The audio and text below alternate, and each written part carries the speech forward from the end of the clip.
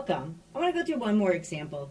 In this one, we're again finding the absolute max and the absolute minimum values. Our function now is f of x equals the absolute value of x, which I've drawn here.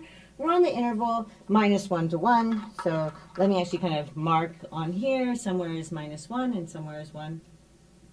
Okay, and looking at this, you can already, make an educated guess that the minimum value is going to be here and the maximum values are going to be there.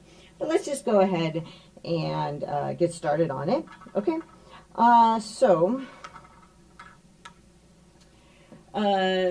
where the derivative exists, it's never 0. It's either 1 or -1.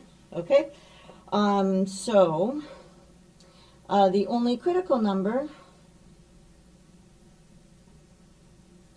So the only critical number is at x equals 0, right?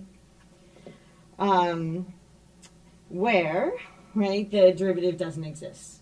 So, right, we know this. This is because everywhere else the derivative is 1 or -1. Okay, so it's never 0.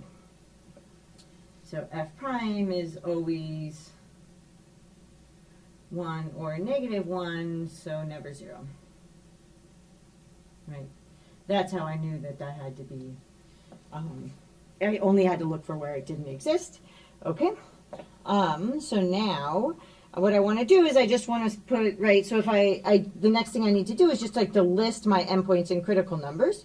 So my endpoints and critical numbers are, so endpoints and critical numbers, just kind of listed here, are going to be, so I have x equals 0 from my critical numbers. Well, we can just do it like I have here. So I have x equals 0 as my critical number. I'm just doing it right below the thing I'm describing. And then I have x equals -1 and x equals 1 as my endpoints. Okay, so these are the values I need to check. Now I sub them into f of x.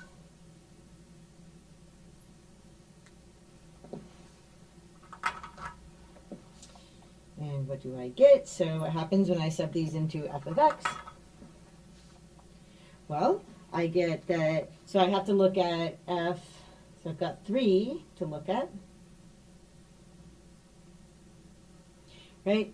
So if I take, so I've got f of -1, I've got f of 1, and I've got f of 0. Okay?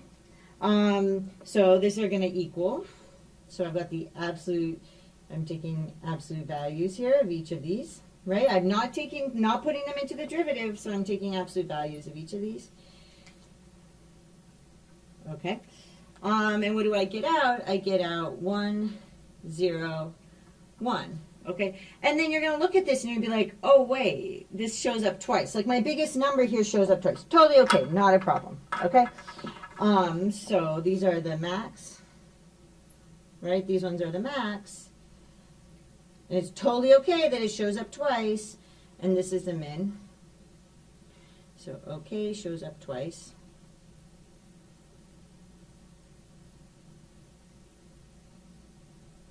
Right? So my absolute max value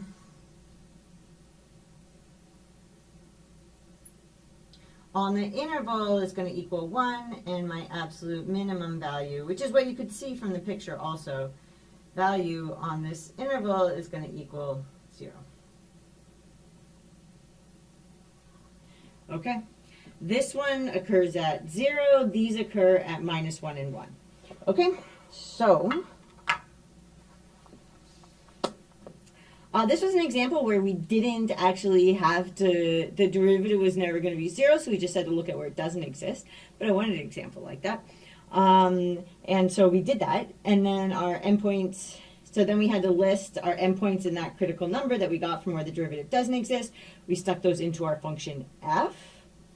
We put those in, so we put those in, right, where the absolute value, we just put those in. We got out 1 twice, totally okay. I might actually say, so 1 occurs at, so this is at x equals 1 and -1, and that doesn't fit on the board. So let's try this again. So this is at, so this one is at x equals minus 1 and 1, and that's totally okay. And this one is at x equals 0, right? That's, yeah. And that's where you would put those in, and then you would get out those values, okay? So, I hope that made some sense, and I will see you in the next lecture.